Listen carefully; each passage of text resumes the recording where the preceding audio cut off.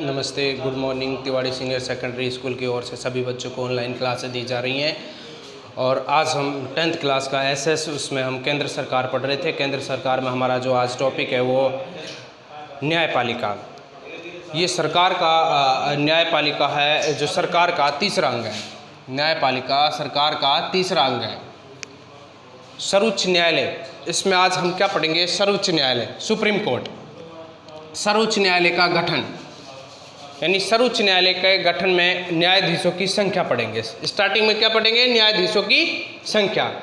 सर्वोच्च न्यायालय में न्यायाधीशों की संख्या कितनी होती है? सर्वोच्च न्यायालय में मुख्य रूप से जब सर्वोच्च न्यायालय का निर्माण किया गया तो संविधान के अनुसार एक तो मुख्य न्यायाधीश और 7 अन्य न्यायाधीश, एक मुख्य न्यायाधीश और 7 अन्य न्यायाधीश, तो टोटल कितने हो गए? 8 न्यायाधीश थे। 2008 में जो सर्वोच्च न्यायालय है उसमें मुख्य न्यायाधीश सहित न्यायाधीशों की संख्या टोटल कितनी हो गई? 31। यानी पहले सर्वोच्च न्यायालय में न्यायाधीशों की संख्या कितनी हुआ करती थी? 8, यानी 7 + 1, एक मुख्य न्यायाधीश हुआ करता था और 7 अन्य न्यायाधीश। और अब 2008 के बाद में सर्वोच्च न्यायालय में न्यायाधीशों की संख्या कितनी कर दी गई? 31, जिसमें एक मुख्य न्यायाधीश और 30 अन्य न्यायाधीश। सर्वोच्च न्यायालय के न्यायाधीशों की नियुक्ति कौन करता है? राष्ट्रपति। कौन करेगा? राष्ट्रपति। वर्तमान में सर्वोच्च न्यायालय में जो सर्वोच्च न्यायालय और उच्च न्यायालय दोनों, सुप्रीम कोर्ट और हाई कोर्ट के जो न्यायाधीश है उनकी नियुक्ति किसके द्वारा की जाएगी? कॉलेजियम व्यवस्था के द्वारा। किसके द्वारा? कॉलेजियम व्यवस्था के द्वारा।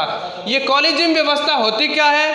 इस कॉलेजियम व्यवस्था के अंतर्गत क्या है? एक तो मुख्य न्यायाधीश और 4 वरिष्ठतम न्यायाधीश का समूह होता है।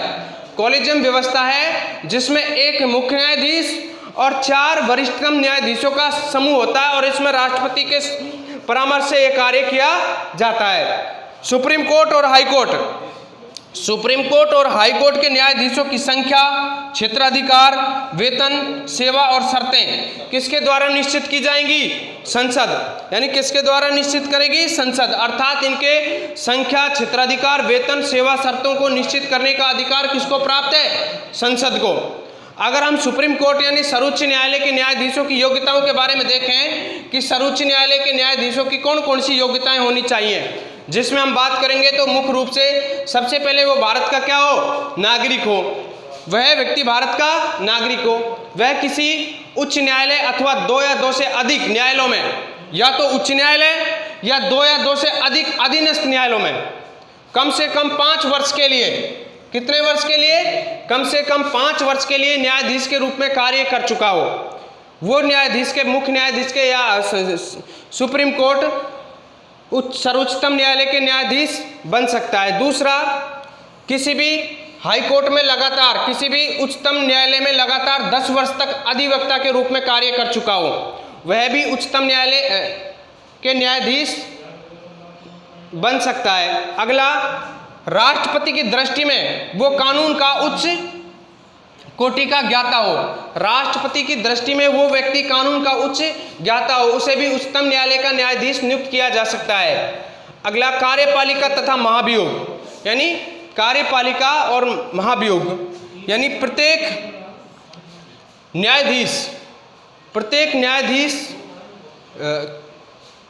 65 वर्ष तक की, कितनी? 65 वर्ष तक की आयु तक अपने पद पर आसीन रह सकता है। वह स्वयं त्याग पत्र देकर अपने पद को छोड़ सकता है, या सिद्ध कदाचार और असमर्थता के कारण संसद के द्वारा न्यायाधीश को अपने पद से हटाया जा सकता है। वो भी किसके परामर्श से? राष्ट्रपति के परामर्श से। आगे हम न्यायाधीशों के, सर्वोच्च न्यायालय के न्यायाधीशों के बारे में अगली वीडियो में देखेंगे। नमस्ते।